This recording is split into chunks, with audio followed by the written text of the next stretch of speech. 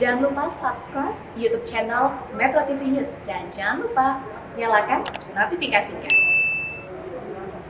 Pemirsa, kita patut menghargai dan menghormati kerja keras tenaga kesehatan dalam menangani pandemi COVID-19. Tidak sedikit para tenaga kesehatan mengorbankan nyawanya saat menangani pasien COVID-19. Namun jangan sampai kerja mulia para nakes tersebut dirusak oleh segelintir orang demi keuntungan semata. Seperti munculnya dugaan pandemi COVID-19 di Indonesia dimanfaatkan oleh pihak-pihak tertentu untuk mengambil keuntungan. Salah satu modusnya yaitu dengan cara meng-COVID-kan pasien yang sesungguhnya tidak terkena COVID-19. Benarkah ada indikasi semacam itu? Sudah bergabung bersama kami Tonang Dwi Ardianto, pengurus Perhimpunan Rumah Sakit Seluruh Indonesia. Selamat pagi Pak Tonang. Selamat pagi, terima kasih Mas. Pak Tonang, adakah indikasi semacam itu Pak sebetulnya dilakukan oleh katakanlah oknum-oknum rumah sakit di wilayah Indonesia? Baik, kalau sudah menyebut oknum kita sudah berkomentar ya. Tapi begini, tadi baru saya mendengar memang pernyataan Pak Menko Polhukam itu separuh benar.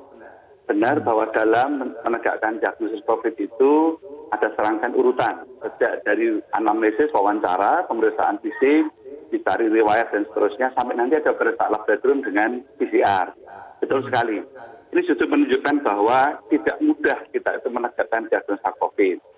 Nah, karena proses itulah, maka dalam pedoman Kemenkes 413/2020, ini revisi kelima, ada urutan sejak dari suspek, probable, kemudian konfirmasi dan kontak erat. Itu semua sangat didukung atau sangat ditentukan oleh hasil lab PCR-nya. Karena itu sebetulnya kalau ditanya apakah ada celah untuk meng-COVID-kan, itu dapat dikatakan sangat kecil sekali. Saya kalau menyebut tidak ada, nanti dikira saya terlalu dia. Tentu sangat kecil sekali karena akan melibatkan sejak dari unsur anamnesis di lapangan, ada gejala atau tidak, kemudian pemeriksaan fisik yang macam-macam, dan sampai ke laboratorium PCR-nya.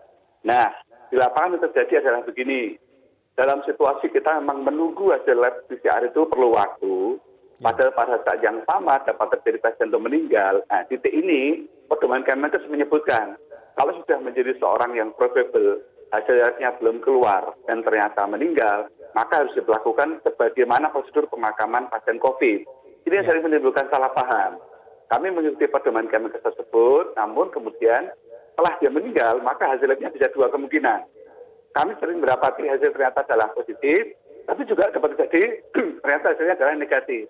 Nah ini kadang-kadang kalau ternyata hasil negatifnya jadi ramai. Begitu ceritanya, Mas. Baik, tapi kalau seseorang meninggal dengan protokol COVID, lalu ternyata hasil PCR-nya adalah negatif, apakah dia dinyatakan meninggal karena COVID atau tidak secara di atas kertas, Pak Tonang? Baik. Nah ini kita luruskan dulu, nomor satu kita luruskan dulu. Dalam panduan WHO yang kemudian juga diadopsi oleh Kementerian Kesehatan, ada kata-kata bahwa death due to COVID. Artinya ada yang dikatakan COVID itu, maka ada yang sifatnya adalah murni COVID, ada yang sifatnya adalah komorbid atau penyerta, ada yang sifatnya adalah koinsiden atau kejadian yang bersamaan kebetulan. Ini sekaligus menjawab kemarin yang dari Pak KSP. Jadi misalnya murni COVID jelas, saya kira tidak ada persoalan ya. Yang komorbid ini kan seperti begini, orang itu punya komorbid gula, jantung, asma terusnya, kemudian dia terinfeksi COVID. Ini memang menjadi memperburuk. Artinya situasi itu bersama-sama memperburuk situasi akhirnya meninggal. Yang ketiga yang koinsiden, ini yang sering jadi persoalan. Misalnya ada orang itu memang dia kecelakaan, meninggal. Ya, dilakukan pemeriksaan di laboratorium ternyata memang PCR-nya positif. Berarti orang ini dicatat sebagai satu kasus konfirmasi COVID, tetapi tidak dicatat dalam angka kematian karena COVID. Ini yang kita clearkan. Ya, biar clear ya. Nah, ini juga akan berimbas nanti pada ketika rumah sakit itu mengajukan penggantian klaim ke BPJS Kesehatan.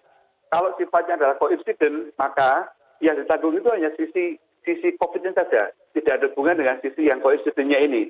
Kecelakaannya atau mungkin persalinannya itu tidak termasuk. Nah ini kita harus bedakan seperti ini.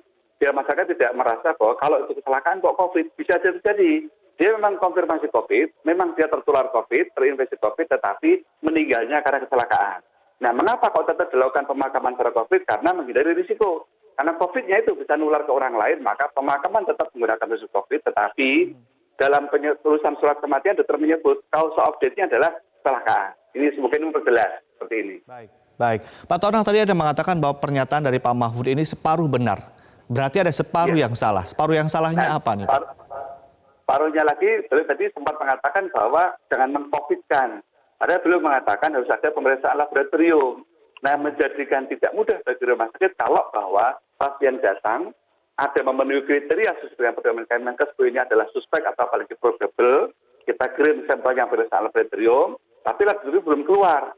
Pasiennya meninggal. Ini kami bukan mengcovidkan. Memang dalam titik itu Kemenkes mengatakan harus dilakukan dengan pemeriksaan COVID. Ya. Kan begitu. Lah, apakah nanti pasien ini benar-benar COVID atau tidak, menunggu hasil laboratoriumnya. Nah, di titik inilah kadang-kadang rumah sakit kena tudingan. Seolah-olah meng-COVID-kan. Padahal tidak. Kalau nanti ternyata pasien ini terbukti adalah PCR yang negatif, ya berarti bukan COVID. Baik. Bukan berarti sekarang, loh, rumah sakit salah. Pada saat dia meninggal, belum ada hasil COVID-nya, belum ada hasil lab PCR-nya. Nah, di titik ini saya kira kita clear pada versi beliau memiliki pemahaman lebih lengkap bahwa bukan meng-COVID-kan. Memang inilah upaya kita, kehati-hatian kita untuk menghindari risiko penularan. Nah, sekarang poinnya sudah begini. Pemerintah mohon mempercepat proses pemeriksaan lab ini supaya jangan sampai terjadi pasien meninggal labnya belum keluar. Itu poinnya di situ sebetulnya. Harusnya di situ begitu ya. Karena posisinya juga tidak mudah begitu ya dari para tenaga kesehatan begitu ya Pak Tonang ya. Ya. Siapa yang bisa menjamin kalau ternyata nanti dia negatif? Kalau ternyata positif, kan nanti salah lagi juga kita semua kan. Kan kita begitu. Baik, Pak Tonang, jika ada pasien merasa di-COVID-kan atau jika ada rumah sakit dituding meng-COVID-kan, bagaimana mereka, pasien ataupun rumah sakit, melakukan pembuktian terbalik? Iya, ini ada perbedaan penting antara dua sisi itu. Kemenkes sejak bulan Juli sudah menyebarkan nomor hotline khusus untuk masyarakat yang akan melaporkan adanya dugaan, prasangka, penilaian atau kekhawatiran bahwa ada rumah sakit yang telah melakukan tindakan dalam tanda kutip nakal dalam bahasa itu ya, dalam hal COVID ini. Ada nomornya. Itu dilakukan dan dengan segera akan dilakukan proses oleh Kemenkes. Bedanya dengan kami, kalau kami itu misalkan ada suara di media sosial atau bahkan nun sewu sangat lontaran dari para pejabat tinggi misalnya. Maka rumah sakit itu tidak pada posisi yang mudah untuk melaporkan atau apalagi mengungkapkan data. Karena di situ ada unsur kerahasiaan kedokteran yang dilarang betul oleh undang-undang. Kecuali kalau karena laporan masyarakat terganggu tadi, ada proses audit ke kami. Nah, kalau proses audit dari Kemenkes, kami berhak menjawab, kami berhak menjelaskan. Dan selama tidak ada itu, kalau kita menjelaskan ke masyarakat, kita kena undang-undang pidana. Ini yang terjadi. Bagaimana kalau di sini dikatakan juga kan informasinya adalah meminta pihak kepolisian dan juga bahkan KPK untuk melakukan pemeriksaan kepada rumah sakit yang dituding melakukan meng-COVID-kan. Berarti itu juga menyalahi aturan atau seperti apa Pak Tonang? Oh, tidak. Kalau itu memang suatu proses legal formal dalam arti proses hukum, kami akan bisa menjawab kalau memang harus demikian. Karena pertanyaan besarnya saya seperti kita ini kan membahas mengenai trust terhadap pelayanan kesehatan masyarakat.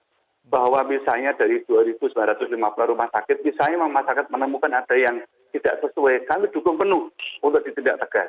Justru agar tidak menjadikan beban bagi banyak rumah sakit lain, hampir semua rumah sakit lain yang masih tetap tulus, tetap profesional, jangan sampai ikut mendapat beban hanya karena tudingan. Mending langsung dilaporkan, dilakukan audit, dicek betul, kalau memang betul-betul terbukti salah, kami akan mendukung penuh untuk ditindak tegas. Oke, jadi inti dari 9 poin yang kemudian sebagai pernyataan atau tanggapan klarifikasi dari Persi intinya adalah jika memang ada oknum rumah sakit atau tenaga kesehatan yang memang COVID kan silahkan dibuktikan, silahkan diperiksa begitu ya. Tapi jangan sampai kemudian ini disamaratakan sehingga semua rumah sakit mendapatkan imbas negatifnya begitu ya Pak Tonang ya? Yes, tambah satu poin lagi. Bila mana memang dalam beberapa pernyataan dari beliau, Pak KSP maupun beliau Menko Polhukam, bahwa bila memang soal definisi kematian ini yang menjadi masalah, maka itu adalah ranahnya Kemenkes dan Kemenkes. Nah, untuk mengurangi risiko itu, sekali lagi, mari kita percepat pemeriksaan laboratorium PCR supaya jangan sampai terjadi ada pasien yang meninggal sebelum lab PCR-nya keluar. Itu sangat-sangat akan mengurangi risiko salah paham di lapangan. Baik, Pak Tonang terakhir, apa langkah yang akan ditempuh oleh Persi terkait hal ini? Langkah berikutnya apa yang akan ditempuh? Ya, sebetulnya kami sudah sejak awal itu sangat menekankan dan sangat membina anggota kami untuk selalu patuh pada pedoman Kemenkes. Nah, kalau kita patuh pada pedoman Kemenkes kemudian mendapatkan tudingan itu yang sangat tidak nyaman. Ke depan kami akan sampaikan sekali lagi, mohon kita berharap pada pemerintah membantu kami dalam hal diagnosis COVID ini dalam hal tadi percepatan laboratorium PCR supaya rumah sakit kami itu dalam posisi yang bisa dengan jelas dan tegas menetapkan status seorang pasien itu tanpa risiko dituding ke arah bisnis dan keuntungan. Terima kasih, demikian Pak. Baik, Pak, satu lagi sebelum kita mengakhiri perbincangan. Tadi Anda mengatakan bahwa ada satu pertanyaan sebetulnya terkait dengan apakah ada celah dalam SOP penanganan COVID di mana rumah sakit bisa meng-COVID-kan pasien. Tadi Anda mengatakan kalaupun ada itu tipis sekali. Jikapun memang itu tipis sekali, ada di mana Pak kira-kira? Begini, kalau untuk dapat itu berarti sejak awal ketika Dinkes di masyarakat menangkap seseorang yang ada kecurigaan COVID, kemudian dibawa ke rumah sakit, ada proses pemeriksaan lengkap, ya, ditambah dengan laboratorium PCR, semuanya dalam satu rangkaian utuh. Maaf ya, ini kasarnya, paling kasarnya, semua berbohong dari awal sampai akhir, itu baru bisa. Tetapi itu baru satu tahap. Tahap berikutnya ada pemeriksaan verifikasi dari BPJS Kesehatan. BPJS Kesehatan itu sangat ketat dalam verifikasi. Untuk membedakan ini adalah komorbid atau koinsidensi dasar, sangat ketat mereka. Artinya kalau mau ke sana lagi berarti sampai ke verifikatornya pun harus dalam tanda kutip ya, dalam tanda kutip sekali dalam tanda kutip. Semua sampai verifikator pun satu kata baru itu bisa terjadi. Tapi apakah mungkin semua pihak yang di luar rumah sakit banyak disediakan satu kata untuk dalam tanda kutip sampai mengcovidkan? Rasanya kita perlu jauh kalau harus diduga seperti itu. Baik, terima kasih Tonang Dwi Ardianto, pengurus Perhimpunan Rumah Sakit Seluruh Indonesia, telah berbagi informasi bersama kami di Metro Pagi Prime Time.